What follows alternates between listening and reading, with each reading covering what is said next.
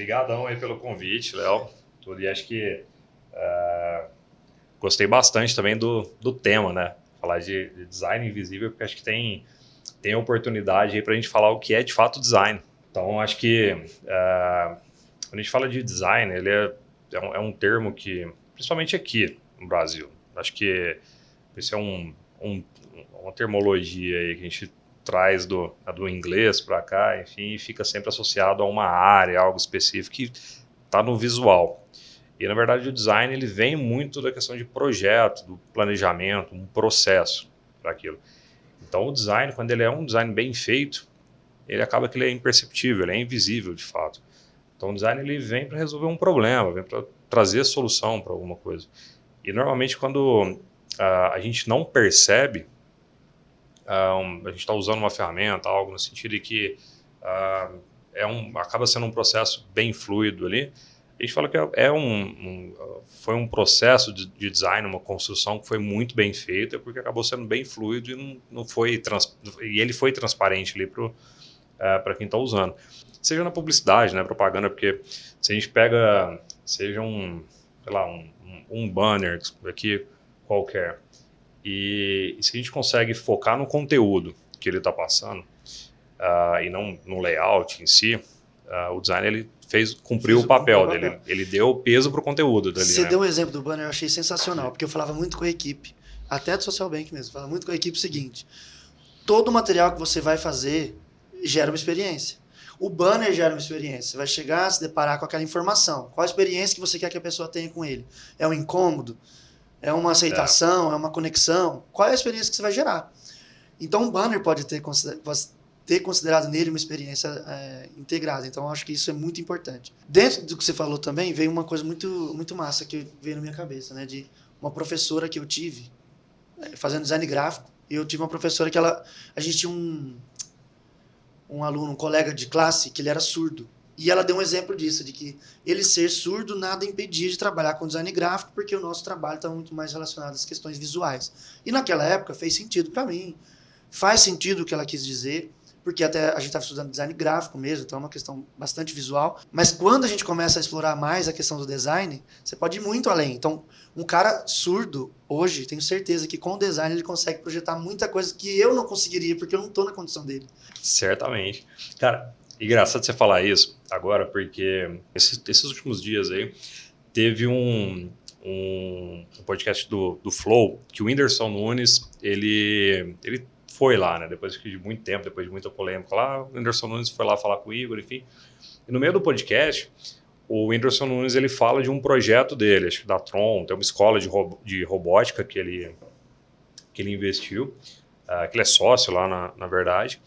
E ele estava justamente dando um exemplo de um projeto que eles construíram, que ele, inclusive, também participou ativamente ali, idealizando e tudo, para a construção de um dispositivo para surdos sentirem a vibração da música.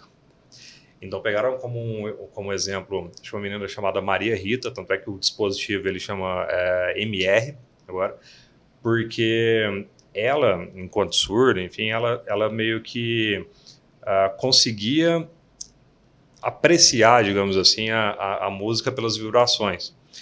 E normalmente quando a gente está em um show, se a gente está próximo ali da caixa de som, né, aqueles PAs lá, enfim, a gente acaba conseguindo sentir o grave ali, né?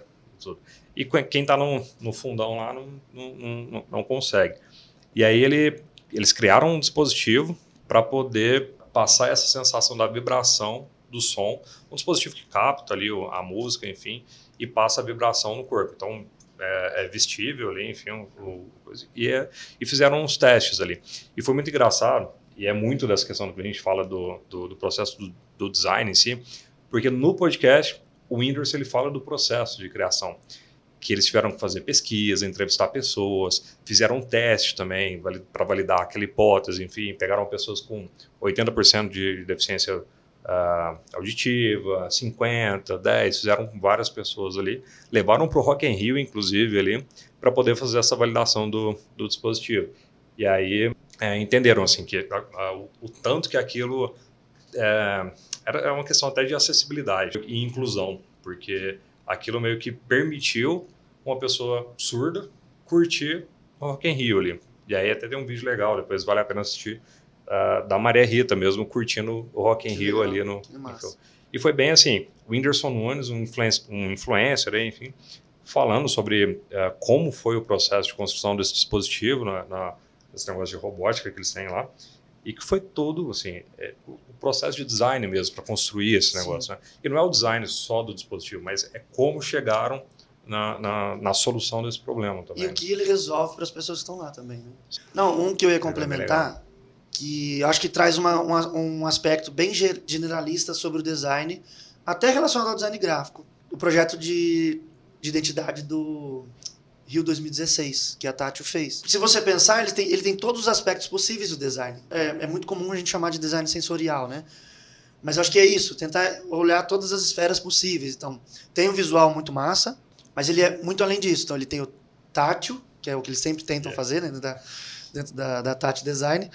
Então, o lance de ele ser tridimensional, quando você olha, você vê a bidimensionalidade do objeto, mas ele é tridimensional, então eles levaram muitas pessoas cegas para poder manusear, sentir, tatear o projeto, entender o que é a transmissão que eles queriam fazer. Então, também está muito relacionado a isso. De certo modo, por mais que esteja relacionado à identidade visual, ou seja, é visual, eles levaram algo que é sensorial. Você não precisa ver para entender, sabe? Então, acho que é sensacional isso também. Não, isso é muito legal também, porque o design é sobre isso também, né? Ele é inclusivo. Quando a gente faz algo que é único, exclusivamente visual, tudo bem, pode ser que é um projeto para aquilo, você está pensando naquelas pessoas, mas um projeto como foi as Olimpíadas ali, né, do Rio 2016, é algo que é para todo mundo, realmente é algo inclusivo. Então, no momento de pensar em um projeto como esse, a gente tem que ser inclusivo. O design, ele é isso também, eu tenho que pensar em todas as pessoas, porque a partir do momento que, se eu não considero esse público, é delicado, né? Nós, como designers, enfim, acho que a gente tem uma responsabilidade muito grande quando a gente vai fazer qualquer tipo de projeto nesse sentido. Tem uma coisa que eu gosto que você fala bastante, em diversos momentos, em trocas sobre projetos que a gente já construiu, que é se explicar a piada, estraga, né? Então, precisa estar claro, precisa ser sentido. Não é? Eu acho que é normal, às vezes, quando você tenta algo novo, você precisar explicar, e beleza, mas é um experimento. Em algum momento você não pode mais explicar, você precisa se tornar aquilo perceptível mesmo, né? Acho que é muito bom. Eu gosto bastante quando você fala isso. Esses dias eu estava revendo o lançamento do iPhone, lá em 2007, enfim, a apresentação do Steve Jobs, por conta de um outro projeto, aí, enfim, do banco, ali mesmo, da construção do banco, e até para capturar, vamos falar assim, resgatar um pouco desse espírito ali de disrupção e pegando esses momentos de grandes lançamentos de coisas como o iPod, o iPhone, enfim, que criaram essa disrupção no mercado. E é engraçado, assim, porque depois que o Steve Jobs vai falando do iPhone, mostrando, né, lá no Keynote, enfim, ele vai para a parte de demonstração. E aí ele vai para mostrar o quão intuitivo é, enfim, ele mostra lá o BlackBerry, enfim, os Palm, que tudo tinha na época, aqueles tecladão, enfim e tal. E ele vai mostrar, fazer uma demo do iPhone. E aí ele vai e fala, para desbloquear, passa o dedo aqui, mostra tanto que é simples. Vamos fazer de novo. Mostra, acabou. É tão fluido o negócio que, assim, tudo bem. Nesse caso, como era uma disrupção, ok, explicar ali tudo, mas depois é um negócio que se fala, cara, é tão fluido que não precisa mais, rapidinho, uma curva de aprendizagem. Não, à toa os bebezinhos já chegam, tá apertando em tudo e tal, então... Aí o desafio dos pais vira como não pôr a tela para os neném.